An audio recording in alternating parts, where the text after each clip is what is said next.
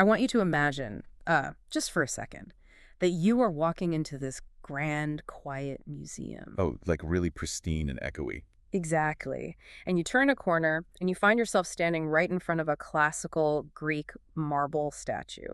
You know, you know the exact kind of statue I mean. Right, the ones that exude that flawless mathematical balance. Yeah, just absolute transcendent serenity. But as you look closer, you realize that instead of a marble god or like a mythological hero, the subject of this absolute visual perfection is a taboo underground 1980s leather club. Which is just a profound psychological whiplash. I mean, you were looking at an image that society tells you should be hidden away in the dark, right?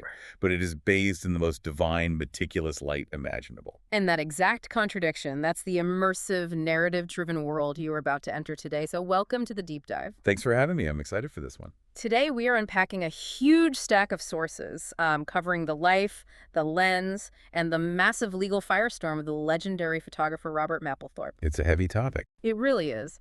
Our mission today is to understand how he basically turned his camera into this instrument of both formal classical beauty and, well, intense cultural provocation. Yeah, he really pushed the limits. Okay, let's unpack this. Because to really grasp how he triggered one of the biggest legal battles over art and censorship in American history, we have to look at where his visual vocabulary actually came from.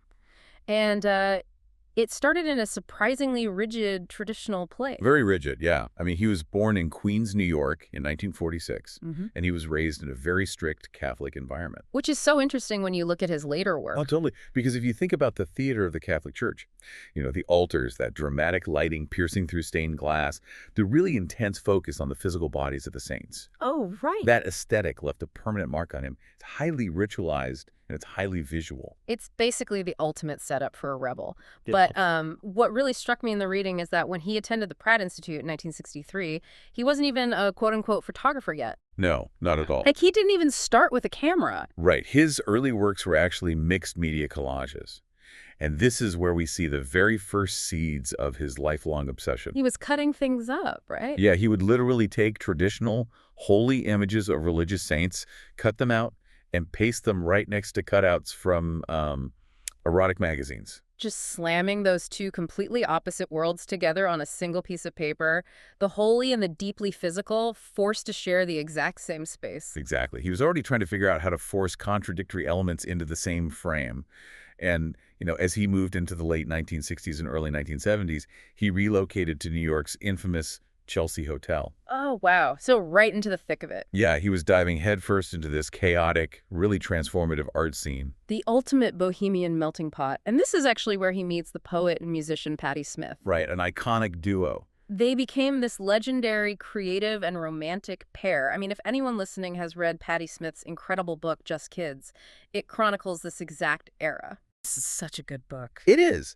They were essentially building each other's identities from scratch, you know, living right on the fringes of society, just scraping by. They were deeply intertwined. Like, her poetry and performance art fed his visual aesthetic and vice versa. Mm.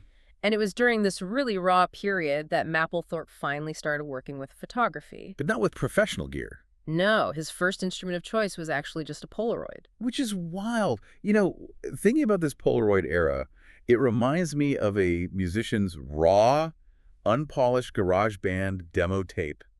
You know what I mean? Oh, that's a great way to put it. It's just pure, unfiltered energy before any of the strict studio rules are applied.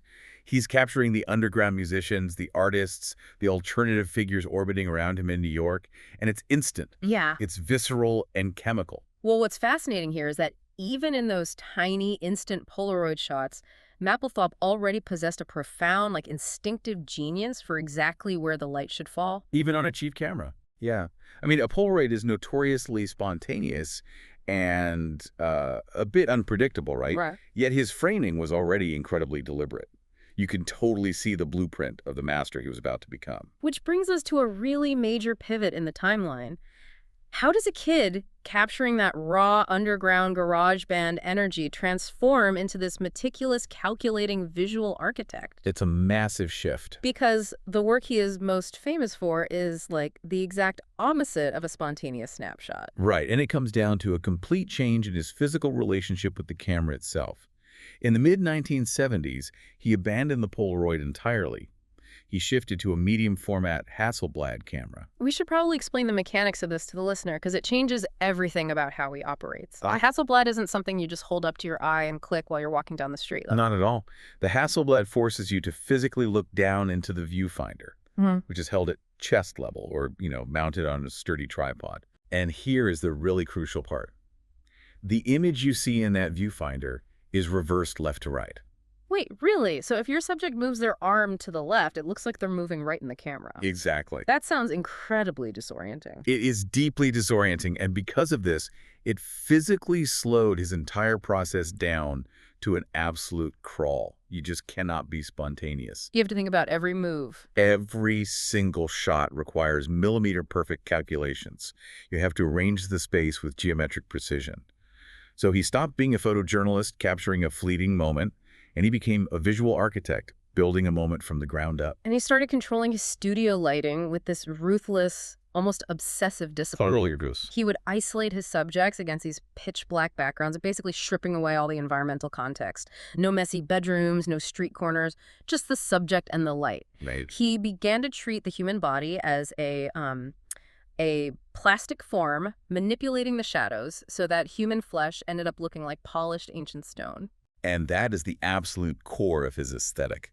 Because at the time, photography was still largely viewed by the art establishment as just a documentary tool. Like just a way to record reality. Exactly. But Mapplethorpe's lighting was elevating it to the high art status of traditional painting and classical sculpture. He was stripping away the temporary noise of the real world to reveal what he saw as their eternal idealized form. I kept going back and forth on this exact point while looking through the sources. Oh, yeah? Yeah. Does stripping away the background and slowing down the process mathematically like that, does it actually strip away the subject's humanity? Or does it elevate them to something timeless? Because it feels so cold yet so deeply reverent at the same time. That tension is exactly what he wanted you to feel. He was giving his subjects the marble statue treatment. And this obsession with perfect classical form sets the stage for his most famous works. Right. He had mastered this ability to make flesh look like marble. But the true test of this technique wasn't just how he lit his subjects, but who he decided to point that lighting at. And he started testing the limits of this aesthetic in the late 1970s and 1980s. Let's look at the three major portfolio projects that really cement his legacy. The Y, X, and Z portfolios. The big three. Yeah. The Y portfolio from 1978 focuses entirely on flowers.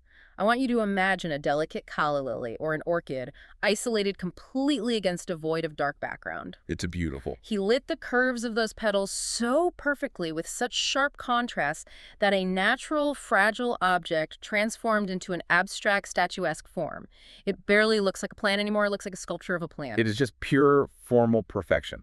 But in that exact same year, 1978, he drops the X portfolio. Here's where it gets really interesting. Oh, absolutely. Because this portfolio turned that exact same lens onto the underground gay BDSM and leather club scene in New York. This is the juxtaposition that completely defines him. I mean, society deemed these sadomasochistic scenes as deeply marginal, entirely taboo. These were things that happened in the dark, hidden away. And Mapplethorpe applies the flawless, mathematical, high art studio lighting to the leather clubs that he just used for the delicate orchid. The visual tension is just immense.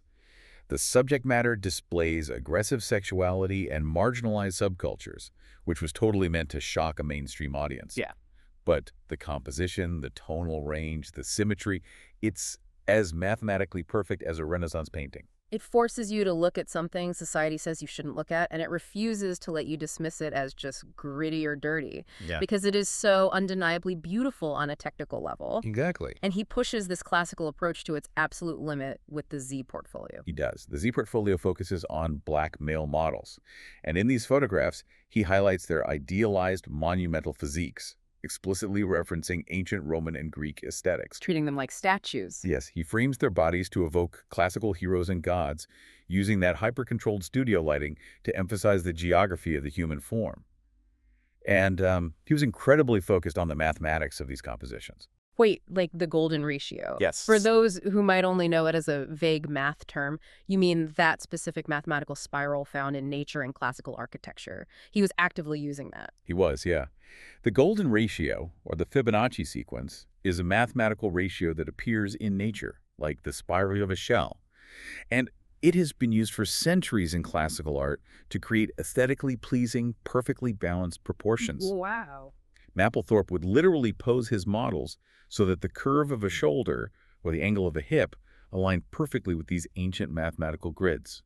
That's incredible. And he wasn't just photographing anonymous models with this technique either. He was doing this to massive celebrities. Andy Warhol, Debbie Harry, Patti Smith. Oh, the celebrity portraits carry an immense psychological weight. Yeah. Just like the flowers and the leather clubs, they are placed against neutral backgrounds. Right. No context. No props, no glamorous settings, no context of their fame whatsoever.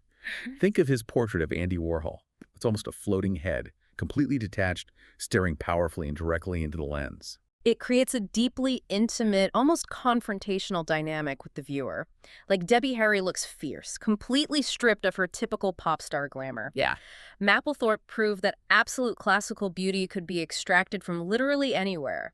A flower, a rock star, or a taboo basement club. And that is a brilliant artistic achievement in an underground studio. Yeah. But taking these explicit underground ex-portfolio images and hanging them on the brightly lit walls of publicly funded museums. Oh boy. Yeah, that was the catalyst for a massive cultural explosion. And that explosion detonated in 1989. The Corcoran Gallery of Art in Washington, D.C. had planned this massive retrospective of his work, fittingly titled The Perfect Moment. A great title. It really was. It was meant to be a celebration of his entire career. But the ex-portfolio was included. Right. And when conservative politicians and advocacy groups realized what was going to be hanging in a museum just steps from the corridors of political power, the pressure was immediate and really severe. And we should definitely explain the mechanism of this pressure, because it wasn't just people writing angry letters. It was a literal threat to the financial survival of the arts. Yeah, funding is always the leverage. Exactly. These museums relied heavily on government grants from the National Endowment for the Arts, the NEA.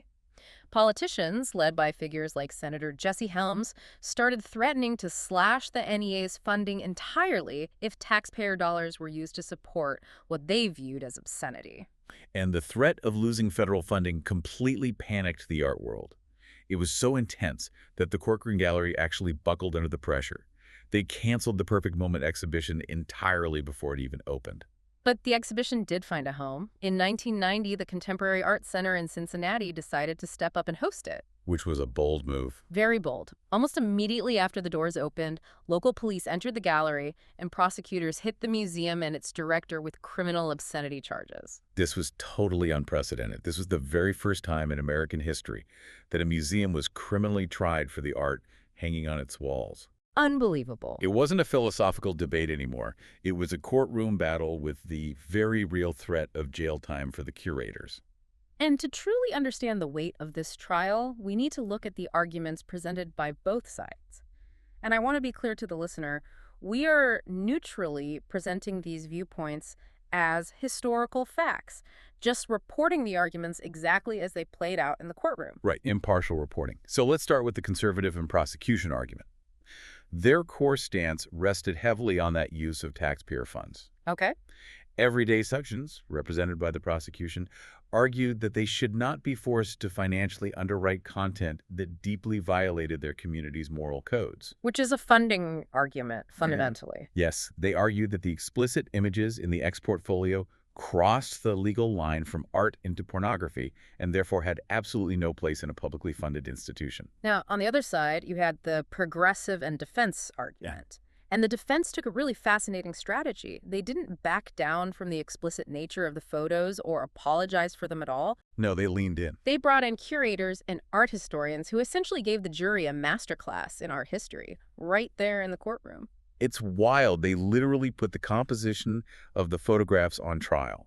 They brought out the diagrams, they pointed out the classical symmetry, the flawless lighting, and yes, the use of the golden ratio. They were literally measuring his photos in court to prove they followed ancient mathematical rules. They were.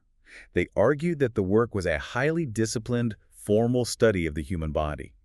Because of this, Its high aesthetic value superseded any uncomfortable or provocative content. Which matters legally, right? Exactly, because by legal definition, if an item possesses serious artistic, political, or scientific value, it cannot be legally classified as obscenity. And the jury agreed. They acquitted the museum and the director. It was a monumental, symbolic threshold for artistic freedom in America. But I have to play devil's advocate here and really push back on this defense strategy for a second. Okay, what's your hesitation? So what does this all mean? If a photograph has perfect lighting and it adheres perfectly to the golden ratio symmetry, does that automatically act as an artistic shield against any and all moral criticism? That's a tough question. Like, does beautiful lighting excuse everything? If I take a picture of something truly horrific, but I light it like a Rembrandt painting, am I totally immune from being judged for the content itself? That is a brilliant question, and honestly, it is exactly the question Mapplethorpe wanted you to ask. Really? Yeah, he doesn't give you an easy answer. He forces the quote-unquote judge and the art lover inside the viewer's head to fight each other. Your eyes are telling you, hey, this is formally beautiful, this is a masterpiece of light and shadow. Right. But your social conditioning is telling you, wait, this is deeply uncomfortable, this is a taboo. He traps you in that contradiction. He makes the viewer the battleground. Exactly. But while Mapplethorpe was smarking and ultimately winning this massive cultural war in the courtrooms and the museums, he was tragically losing a much more intimate, personal battle inside his own studio. Yeah. The 1980s wasn't just the era of the culture wars. It was the era of the AIDS epidemic. It absolutely devastated the New York art scene, wiping out a generation of brilliant minds. And in the mid-1980s, Mapplethorpe contracted the disease. And even as the illness progressed, even as his physical body was literally wasting away, his absolute obsession with controlling light and form never stopped. Never. He didn't put the camera down. He turned it on himself in the most unflinching way possible. His 1988 self-portrait is just one of the most powerful images of the 20th century. I really want you, the listener, to picture this specific photograph. He is emerging from this deep, pitch black background. His face is gaunt, his cheeks are hollowed out by the disease, and his body looks so physically exhausted. It's hard to look at. But his eyes are fiercely defiant, staring straight through the lens, and in his right hand, reaching out toward the foreground, he is holding a cane, and the cane is topped with a small metallic skull. It is a haunting, brilliant composition. He is quite literally holding his own death in his hands. He took the terrifying reality of his own physical decline and subjected it to the exact same ruthless classical lighting he used on the delicate flowers and the statuesque models. He turned his own mortality into his final aesthetic masterpiece. He passed away in 1989. He was just 42 years old. But right before his death, knowing the end was near, he established the Robert Mapplethorpe Foundation. Which was so important. The foundation had two very clear mandates. First, to protect his artistic legacy and ensure his controversial work would continue to be seen and preserved. Right. And second, crucially, to funnel millions of dollars from the sale of his high art photography directly into AIDS research and medical facilities. It's an incredible final act. He ensured that the art that caused so much political outrage would literally go on to fund the fight against the disease that took his life. If we connect this to the bigger picture, Mapplethorpe's impact today is just staggering. Yeah. He permanently shifted the perception of photography. He really did. He took it from mere documentation and forcefully inserted it into the realm of high art. Today, his works hang in the most prestigious institutions in the world. The Tate Modern, the Guggenheim, the ME. And you just can't look at modern fashion photography, high-end portraiture, or queer visual culture without seeing his fingerprints everywhere. Oh, absolutely. He built the modern visual language of high contrast, stark isolation, and psychological intensity. He proved that a photograph doesn't just capture the world, it can challenge the fundamental rules of how we view the world. Because Robert Mapplethorpe wasn't just a guy taking pictures of controversial things to get a rise out of people. He was a visual architect. Right. He forced all of society to walk this incredibly thin tightrope between absolute formal perfection and absolute moral discomfort. He demanded that we look at the margins of society with the exact same reverence we give to ancient marble gods. He refused to let the viewer look away. He made the uncomfortable undeniably beautiful. And that leaves us with one final thought to mull over today. Let's hear it. Today, you carry a smartphone in your pocket. It is a technological marvel. With a single tap, a single digital filter, You can instantly make any photo perfectly smooth, symmetrically flawless, and instantly digestible without a second thought. Which is crazy when you think about Mapplethorpe's process. Right. Millions of these images flood our feeds every single day. We live in an era of totally frictionless artificial perfection. Exactly. But in this modern world, overflowing with billions of digitally perfected, frictionless images, have we lost the power of a single photograph to actually shock us? That's a really good question. Can an image still stop us dead in our tracks and force us to challenge our own morals the way Mapplethorpe's darkroom chemistry did? Has our obsession with easy digital beauty cost us the ability to be truly provoked? It makes you think. It's something to ponder the next time you swipe a filter over your life. It really is. Thank you so much for joining us on this deep dive. Keep questioning the frame and keep exploring the edges of art and culture. We'll see you next time.